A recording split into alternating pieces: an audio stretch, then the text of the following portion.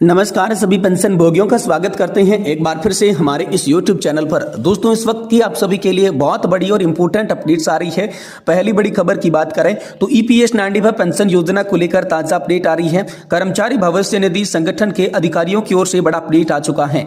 अब दोस्तों मिलेगी दोगुनी पेंशन। EPS 95 पेंशनर्स के लिए सरकार का बड़ा फैसला आया है। तो आखिरकार EPFO की ओर से कौन सी बड़ी खबर आई है, EPFO के अधिकारियों ने क्या कहा है EPS पेंशन को लेकर, इसके बारे में दोस्तों आज इस वीडियो के अंदर संपूर्ण रूप से जो जानकारी है वो हम सभी को दी जाएगी। साथ ही साथ दोस्तों हम बात करने वाले हैं न्यूनतम राशि बढ़कर हो सकती है 7,500 रुपए तक। कर्मचारी भविष्य निधि संगठन सदस्यों की जल्द चमकेगी किस्मत। तो आखिरकार न्यूनतम पेंशन की राशि 7,500 रुपए किस तरीके से होगी, EPFO के सदस्यों की किस्मत जो है वो जल्द किस तरीके से चमकने वाली है, इसके बारे में भी दोस्तों आज की इस वीडियो के अंदर बात करने वाली हैं। साथ ही साथ दोस्तों हम बात करने वाली हैं केंद्र सरकार का एक और नया सेवानिवृत्त विजन निकलकर सामने आ चुका है।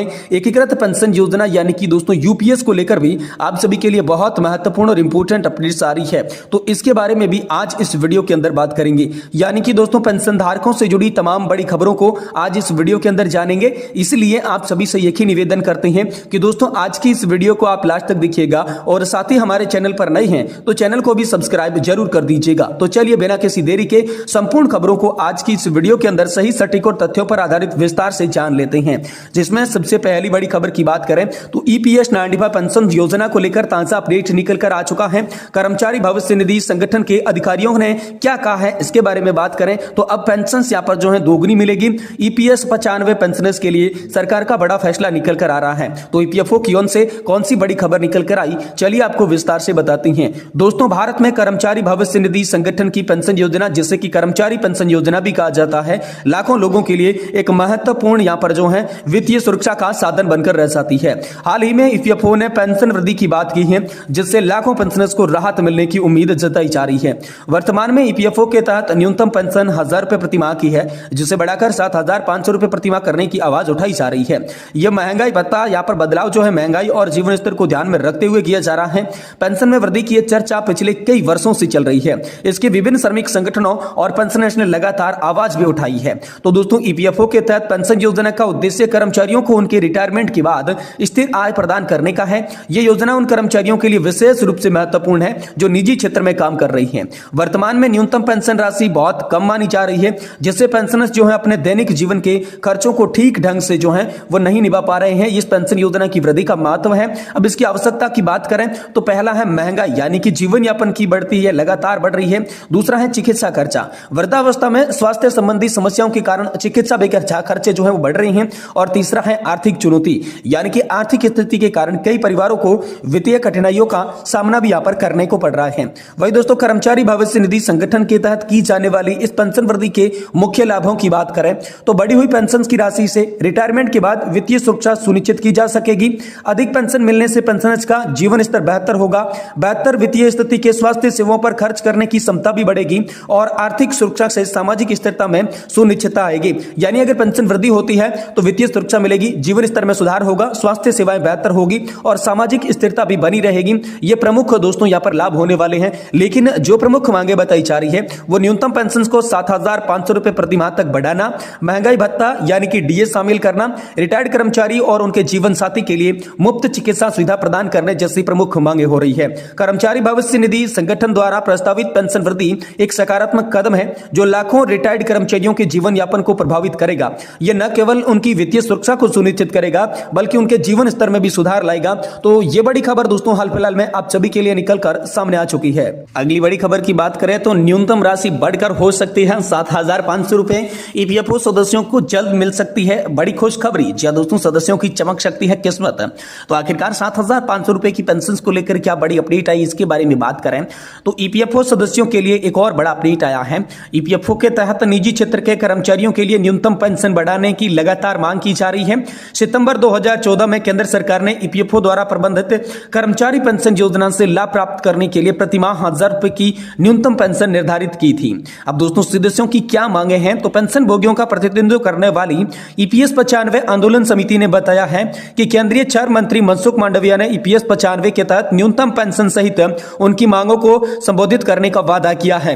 समिति ने कहा है कि केंद्र सरकार देश भर के EPFO के तहत 78 लाख से अधिक पेंशन भोगियों के सामने आने वाले लंबे समय से चल रही मुद्दों के प्रतिकूल दृष्टिकोण अपना रही है। न्यूनतम ईपीएस पेंशन बढ़ाने के अलावा पेंशन भोगी समूह सेवानिवृत्त कर्मचारी और उनके जीवन साथी के लिए मुफ्त चिकित्सा सेवा की वकालत कर रही हैं। साथ ही पेंशन में वृद्धि के लिए आवेदन में गलतियों की सुधार करने की भी मांग की जा रही है।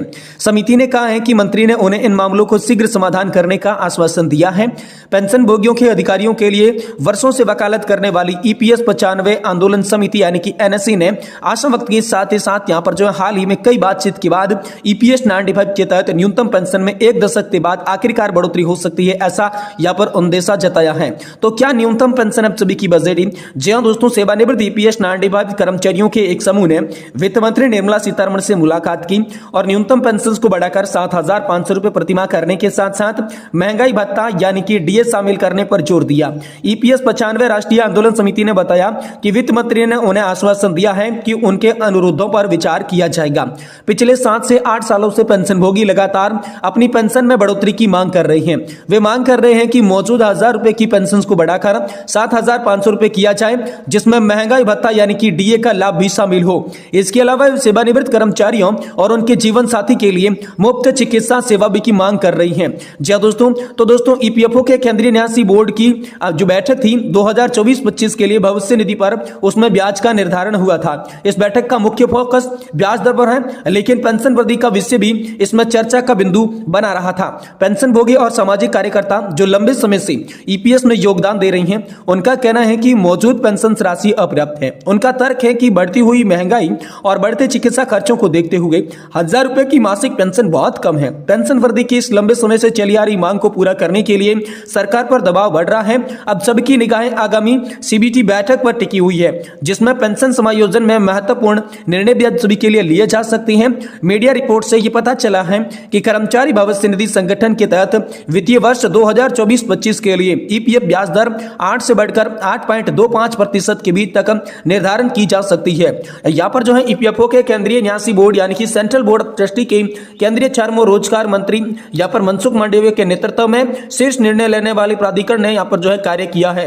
इसमें नियोक्ता समूहों, ट्रेड यूनियनों और केंद्र तथा राज्य सरकारों के अधिकारियों ने भी भाग लिया था। तो आम सभी के लिए ब्याज दरों पर फैसला हो गया, लेकिन ईपीएस 95 पेंशन बढ़ोतरी का मुद्दा अभी भी ज्यों का त्यों लटका हुआ है। वहीं दोस्तों केंद्र सरकार का नया सेवानिवृत्ति विजन सामने आया है। एकीकृत पेंशन योजना 2025 को लेकर बड़ी खबर निकल कर आ चुकी है। पेंशन फंड विनियामक और विकास प्राधिकरण यानी कि दोस्तों पीएफआरडीए ने आधिकारिक तौर पर एकीकृत पेंशन योजना यानी कि यूपीएस की शुरुआत कर दी है, जो भारत के सेवानिवृत्त ढांचे में एक महत्वपूर्ण विकास है। 1 अप्रैल 2025 से लागू होने वाली ये योजना राष्ट्रीय पेंशन प्रणाली यानी कि एनपीएस की व्यापक छतरी के नीचे एक संरचित आंशिक रूप से गारंटीकृत पेंशन पेश करती है। नया विनियमन जिसका औपचारिक शेष पेंशन फंड विनियामक और विकास प्राधिकरण यानी कि राष्ट्रीय पेंशन प्रणाली के तहत एकीकृत पेंशन योजना का संचालन विनियम 2025 के लिए किया जाएगा। 19 मार्च 2025 को भारत के राजपत्र में इसे भी प्रकाशित कर दिया गया और यूपीएस योजना सभी के लिए लागू करने को लेकर यहाँ पर अब सभी के लिए बड़ी अपडेट आई है, जो कि 1 अप्रैल 2025 से लागू होने वाली है। इसका लाभ देश के एनपीएस के तहत कवर कर्मचारियों को किया जाएगा, जो कि यूपीएस का विकल्प चुनते हैं। तो ये बड़ी खबर है हम सभी के लिए, क्योंकि अब यहां पर यूपीएस के तहत न्यूनतम 10 वर्ष की सेवा पूरी करने वाले लोगों को यहां पर जो है 10,000 रुपए प्रति महीना की पेंशन की गारंटी दी जाती है। तो ये बड़ा अपडेट हाल फिलहाल में हम सभी के लिए निकल कर सामने आ चुका है।